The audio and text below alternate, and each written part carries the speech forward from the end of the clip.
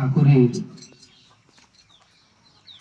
শ্রীহস্ত লিখিত বাণী গ্রন্থ সত্যানুসরণ থেকে কিছু অংশ পাঠ। অনুতাপ করো, কিন্তু স্মরণ রেখো যেন পুনরায় অনুতপ্ত হতে না হয়। যখনই তোমার কুকর্মের জন্য তুমি অনুতপ্ত হবে, তখনই পরম পিতা তোমাকে ক্ষমা করবেন। আর ক্ষমা হলেই বুঝতে পারবে তোমার হৃদয়ে পবিত্র সান্ত্বনা আসছে, আর তা হলেই তুমি বিনীত, শান্ত ও আনন্দিত হবে।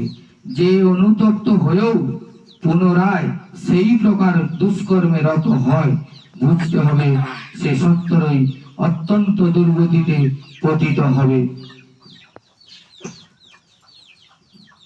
শুধু মুখে মুখে অনুতাপই নয়, ও আরো অন্তরের অনুতাপ, আশার অন্তরায়।